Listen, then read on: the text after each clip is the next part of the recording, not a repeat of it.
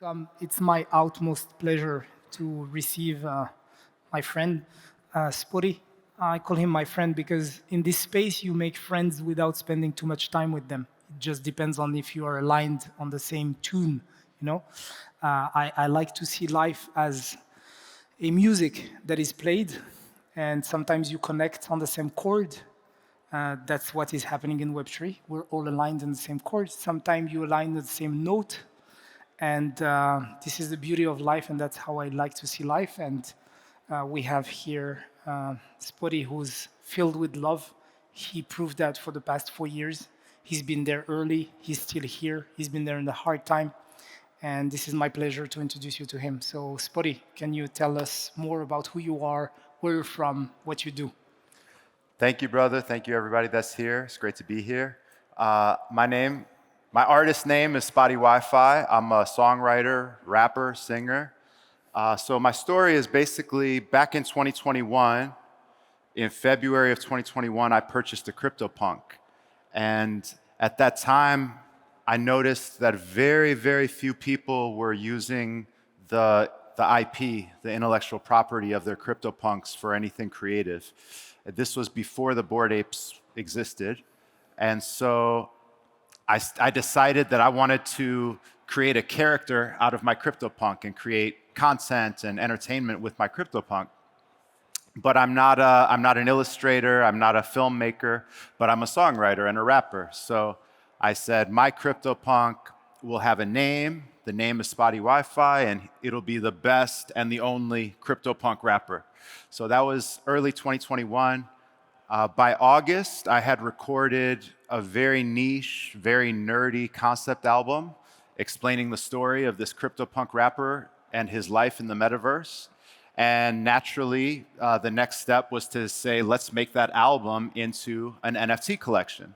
So that's what we did. We made a bunch of remixes of the different songs. So we had like 33 different variations or different tokens that you could collect. Some were quite common, some were rare, some were one-of-ones. And so the collection was 2,000 music NFTs. And if you purchased the NFT, you would get a physical vinyl record that you could claim for free. There was also a copyright license to the music. So if you're a filmmaker or a video game developer or a podcaster or a YouTube host, you can actually use the music in a commercial setting. And the project did quite well. We sold out the 2,000 NFTs to 700 different collectors in seconds and generated $192,000 in revenue at that time, which is very difficult to do as an independent artist. You know, if you're relying on revenue from streaming platforms like Spotify, most artists, at least in the United States, you would need about 40 or 50 million streams to raise that kind of revenue.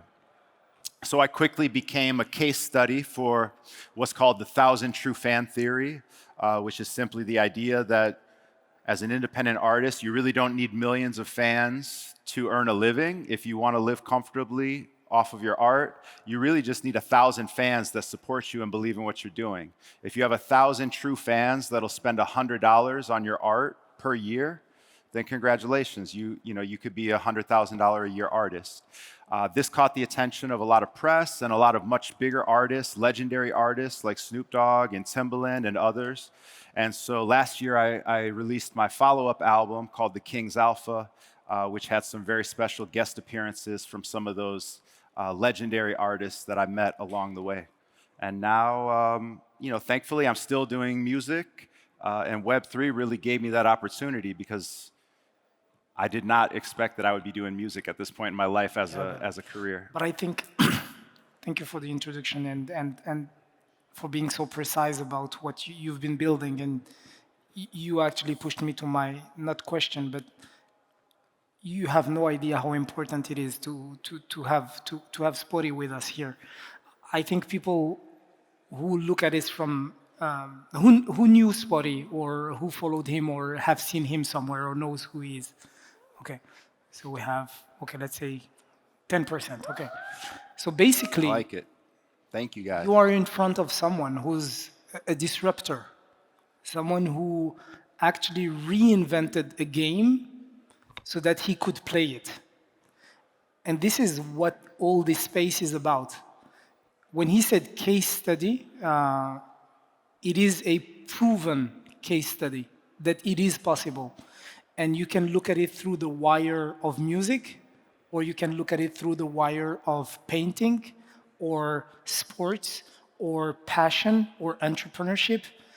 This is super important. I'm an entrepreneur. I tried so many things and I keep trying so many things. So when you talk about the 1,000 fans concept, it is very important for you guys to understand that if you want to live with your passion, it's going to reward you if you just get creative on how you can make it.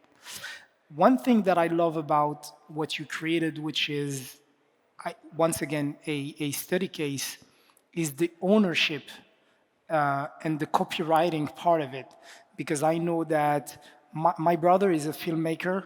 I know that sometimes there's some music we love and we'd love to have on the movie, but then all the process to get the rights for this song is painful. You don't know who you're talking about. There is an agent, there is another guy, there is this. So how would you say your understanding and what you've built for you is revolutionizing music in the next years because people are still sleeping? Yeah. So I think, music has a problem, which is that most fans of music have been conditioned to believe that a song is worth $1.99 on iTunes, or that every piece of music that's ever been recorded is worth $10 a month on Spotify. And that's a real problem for musicians.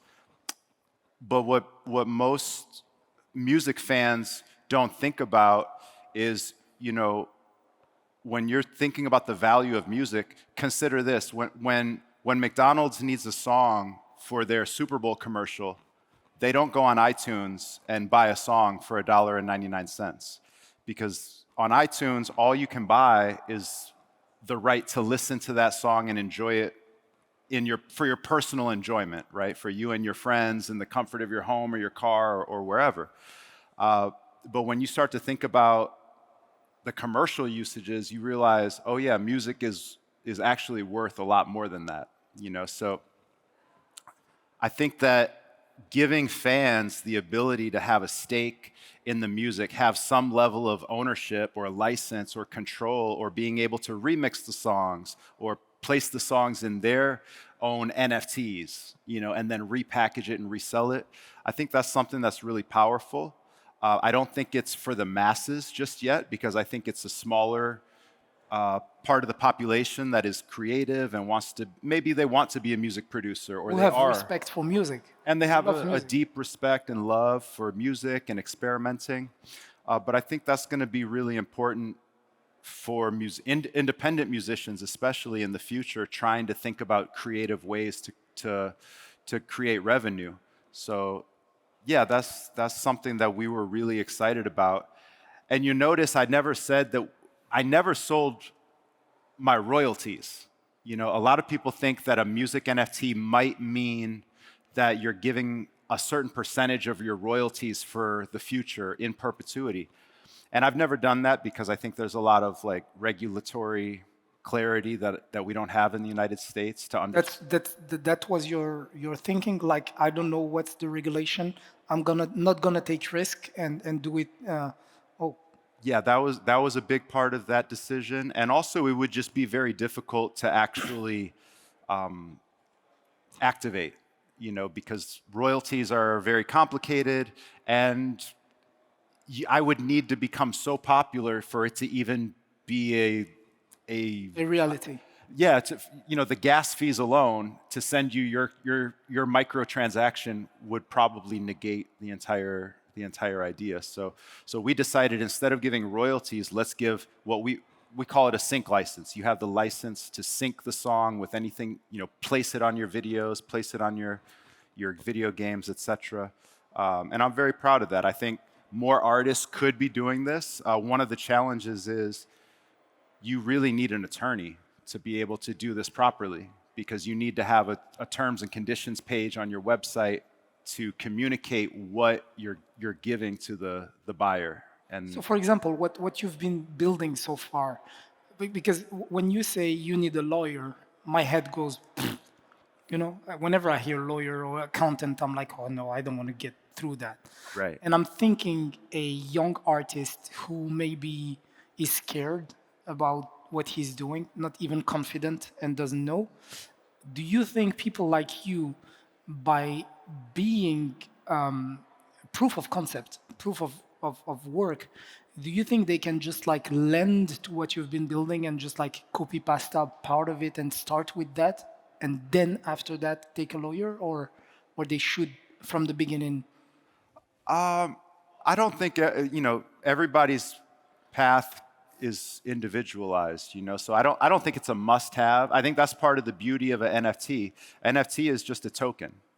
What you accessorize with the token or what you package with the token that you're selling, that's for everyone's individual decision. But I do think that having some examples can be really helpful to young artists. So for example, if you go to SpottieLicense.com, you can actually read the license that I gave Okay. with my first NFTs. So they can understand the mechanics. You can read it. It's pretty straightforward language, like not too complicated. And you could copy and paste that and send it to an attorney, and hopefully save yourself a lot of time and save them a lot of work. And just instead of starting from scratch, you could just customize it. Yeah, because you could have done it for you and not share it, and you just decided that okay, I'm doing this with the community for the community. I want more artists to shine, so I'm building my personal branding, I'm building my brand, and I'm building the process itself. And I as a marketer and a brand strategist, I loved watching you moving in the space. I still remember that day when I think there's a big influencer that you launched it with called Archick. You What's remember that? Archick? Oh yeah. Yeah, I remember that. Yeah. And at that time we were buying NFTs and we were like following these influencers, and I go, oh, NFTs and music. It didn't hit me that it was possible, and you were very, very, very early. You were the first one talking about that. I was one of the first. There were others. I think I've been to launches of some music NFTs on Yellow Heart. You know the platform? Yep. It's a really good platform. They were some of the first. I remember minting few things like Coldplay or things like that there. But then what you were doing it with a PFP. Yeah. It was different because you were doing it, and not any PFP. You were doing it with one that made sense. Even the name Spottie WiFi come for the spots in the face. And I was like, this is super smart. But did you have a brand before that, or just like it clicked? What happened? Yeah, no, Spottie WiFi was totally inspired by my CryptoPunk, because he has spots on his face. That's sort of his rare trait. There's only, I don't know, 125 or something. 100 something Okay. CryptoPunks with spots. So I thought that was interesting because most people don't like the CryptoPunks with the spots on their face. So I thought I was getting him on sale because it was like near the floor. So that became the inspiration for the name, and also like the personality on Twitter, because I felt like he has like a complex, like an underdog complex. This character. Yeah. He feels like he was overlooked. People thought he belonged on the floor. So that was sort of the genesis of it. So you also created the storytelling of the character, and this is when you create a brand, it's all about the story you tell. But first is the story you tell yourself about yourself, and I do believe that a part of Spottie WiFi is a part of you. Yeah. As being an artist and trying to do it, you're a rapper, you're white. You're not that black. And I guess it was not easy to make yourself respected in that space, but you made it with your own hands, and for that I congratulate you. You were talking about the Super Bowl before, and it hit me because I know that Coachella, they have like a metaverse thing, and I know a lot of events like that, they have metaverse experience, and What I would like you to tell me is if there is a future for NFTs and music. I know NFTs and music, but also with gaming. If there is like an alignment possible, how do you see it? Right now, music NFTs are not very popular. It's really a pretty quiet part of the Web3 market. And I think part of that is we got lazy, I think. I think a lot of the music NFTs and the music NFT platforms, they aren't really giving you any utility at all, most of them. Most of them, it's just a digital collectible. It's a stamp in your wallet, passport, just to express your fandom. And it's basically a Kickstarter for a lot of artists. But I do think in the long term, I am bullish on it. I do think that it's going to be a big deal in terms of ticketing for live events, in terms of collectibles, of course, licensing. But gaming is very interesting to me. I think there's a lot of hype around Web3 gaming and gaming NFTs, and I love to ask people like, what's your favorite video game that doesn't have any music? Like, can anybody name a video game that doesn't have any music? Maybe like Snake or Minesweeper or something. Yeah, but it's still even Tetris. There you go. So I think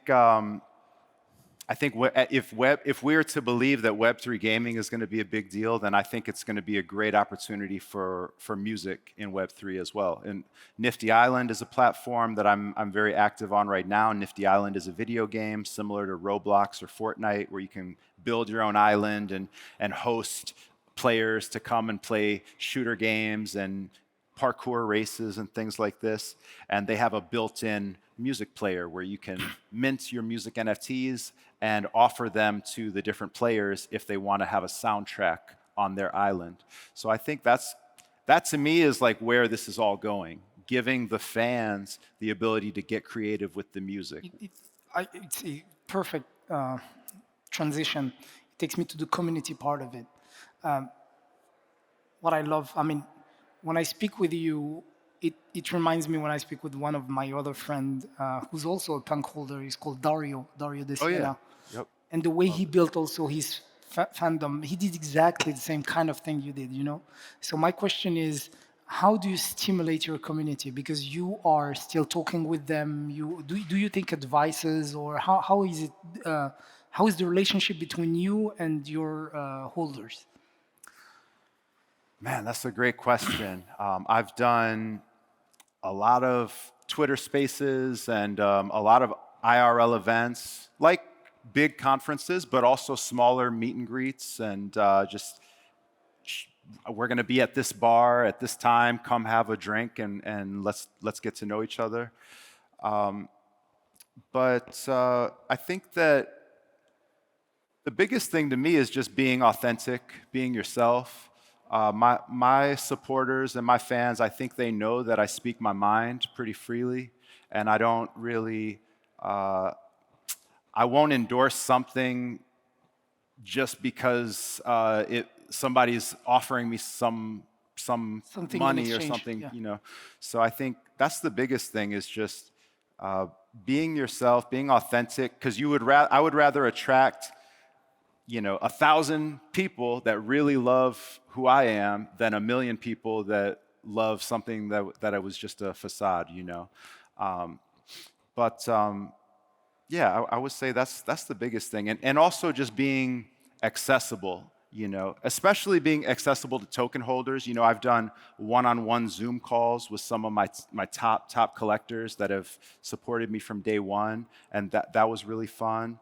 But even just at events like this, just taking time, if somebody cares enough to ask a question or wants to approach me and have a conversation, just really just being present in those moments goes a long way. And you are. I think you're an introvert.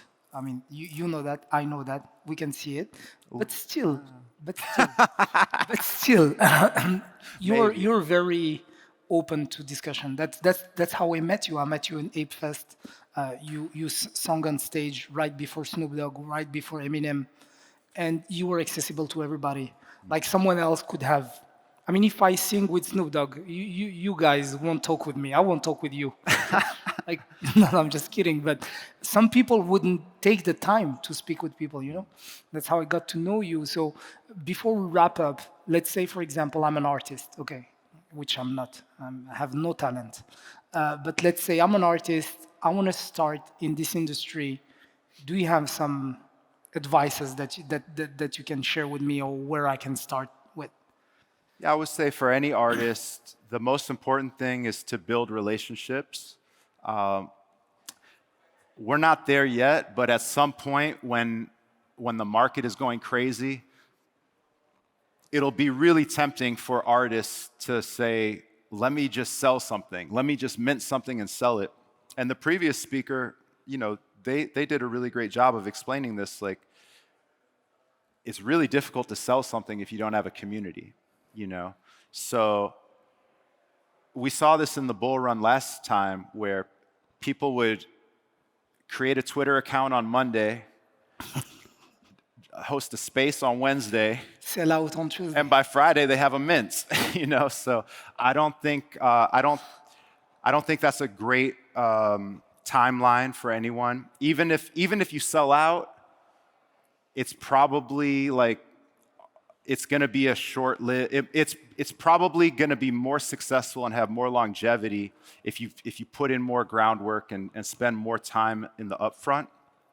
And I would also just say, study what works for other collections. You know, we decided to offer a physical vinyl record with our NFT because we were fans of the Punks comic, the NFT comic books, where you would buy the NFT and then you could claim the physical comic book. It's so simple, but by offering something physical and tangible, you've jumped in front of 99.99%. And we're in 2021, guys, where people are just buying images and they're trying to fill the gap between IRL and IVL. It's very important to put it in time, because now people are doing physical claimables. But once again, I think you're from the lucky ones, and to be here because I was speaking. Facts, big facts. No, you were amazing, and I'm really happy that I had the chance to introduce you to you guys. And if you look at Spottie as once again a proof of possibility to do whatever you want with your own passion, just by having the same mindset, it's already a win for you. And that's the worst thing that I wish for you, is to win. So thank you very much, guys. I'll let you wrap it up if you have anything to share, because the last word should come from you. Everybody, thank you for being here. Check me out. I'm easy to find. Spottie WiFi on Twitter, Instagram. Please follow me on Spotify. I'm trying to build my Spotify platform. And yeah, much love. Would love to speak. Love you guys.